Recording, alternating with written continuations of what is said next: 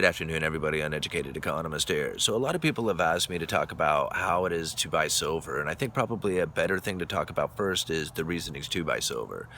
So a lot of people are going to buy silver for different reasons. You might be the guy who has a very big portfolio that you want to diversify some of it into some precious metals so you have something tangible in hand that you can stick under the mattress. That's one guy. Another guy might be like, hey, I cannot figure out how it is to save any money. I'm going deeply into debt. I wish I had a way to, save something. You can go down to the local dealer, buy a single bullion. It's very inexpensive. Most people would blow $20 and not even realize they had done it. And you can go down there and get a silver bullion, stick it in a box over there in the dresser, and just forget about it. And do that once a week, and next thing you know, you're going to have a savings. So there's definite reasons. Definitely, everybody's going to have their own, wants out of silver and their purpose for it. You might be a trader who has no interest in holding silver whatsoever, but just want to make money off the move. That's not me.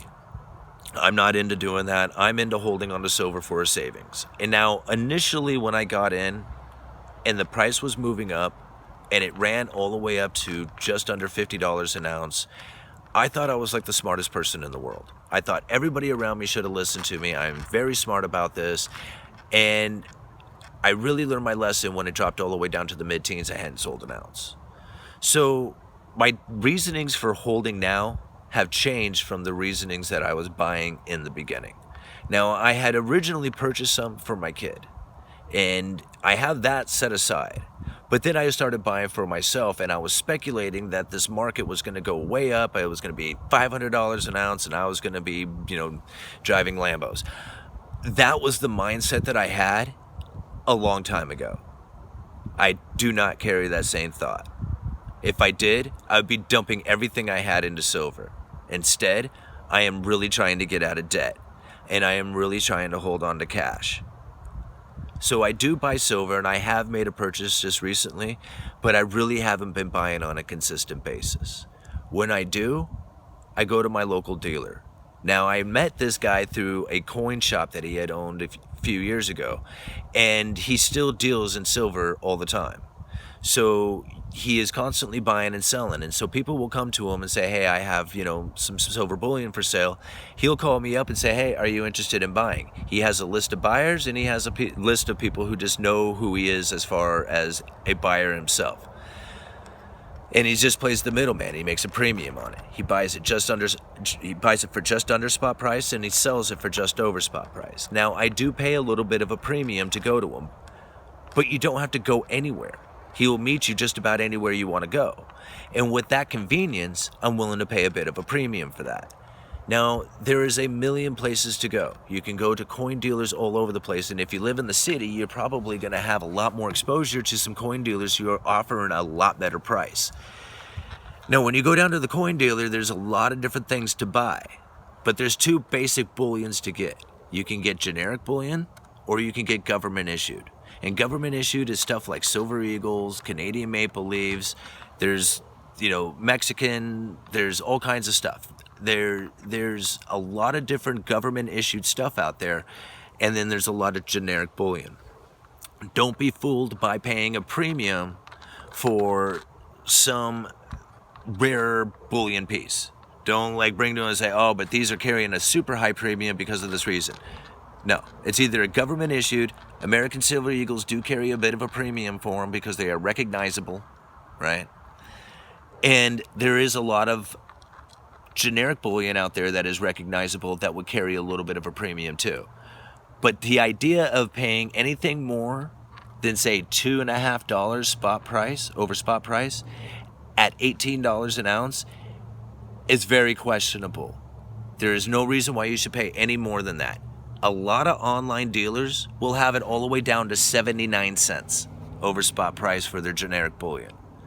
Now, you have to learn the difference. You have to recognize what you are looking at. There are some stuff that has some collector values to it. There's some stuff that only has certain series to it. So as you become more of a silver collector, then you might want to get something that is really cool just for your collection because you like looking at it.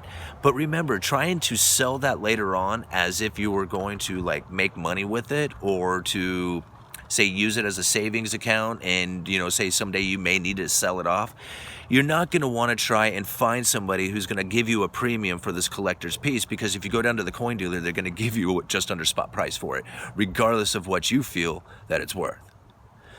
So when you buy bullion, just remember that you don't want to pay a whole lot for it over spot price. And when you do, take into consideration shipping, credit card charges, stuff like that that you'll pay from online dealers that you won't pay from the local coin shop. Now, there's a lot of other ways that you can get silver besides just online dealers or coin shops. You can use places like Facebook. Facebook has a lot of sales sites on them. And on these sales sites, you can just advertise, hey, I'm trading, you know, whatever. I got this old car that I'll trade for silver bullion, whatever. What do you got? You know, and see what somebody has to offer. You know, and if they don't have enough to trade for the car, then say, hey, how much will you want for that? Will you take 50 cents under spot price, or will you take spot price? You know, depending on how eager you want the sale. So there's a lot of ways that you can get silver, as far as being able to find different places to buy silver. Pawn shops are okay, but generally they ask for a higher premium than what you would find at a coin dealer. But a lot of pawn shops are coin dealers, so, you know, same thing. You can find good deals down there. And then put the word out there a lot. Tell every single person you know that you're interested in buying bullion. And when the prices go up, they'll come out of the woodwork. I was amazed on how many people I knew had silver bullion in possession when it got up to $35 an ounce, and they came to me and said, hey, dude, you want to buy? And I was buying, so I did. I would buy it at spot price from my friends who showed up with silver bullion, and I thought, man, I didn't realize how many people actually had it. So there's a ton of silver out there. Don't worry about it. You know, there's plenty to be had.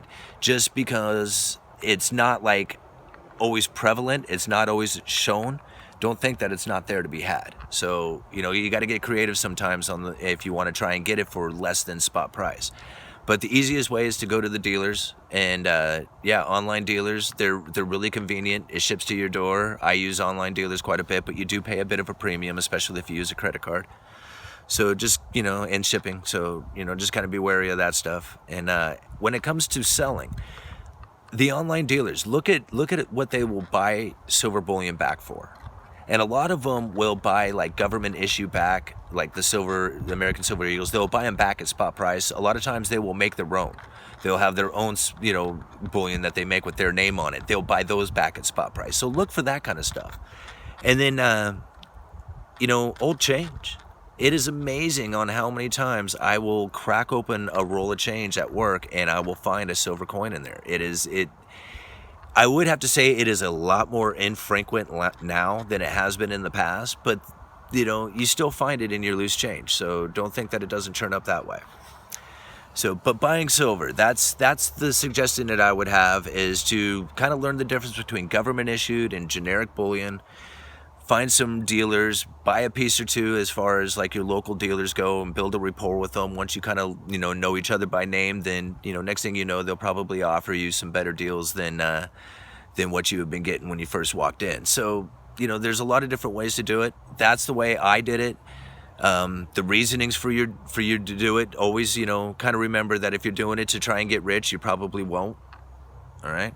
If you're doing it for survival purposes, like you want to try and, you know, do it to save, you want to do it for, you know, end times, like you're using it as a prepping tool, you know, silver is a great trading barter tool. Once you build a network of people that you know who deal in silver and collect silver and buy silver, you will be amazed on what it is that you can trade your silver for. I've traded silver for 2 cars, okay, for 2 different cars. And it's a little confusing at first, but once you start doing it, just buy that first piece, you don't spend a lot of money into it, and next thing you know, you'll just start, you know, you can't help yourself. You'll just want to learn more about it. And that's what I have to offer as far as buying silver. Uneducated economist. You guys let me know.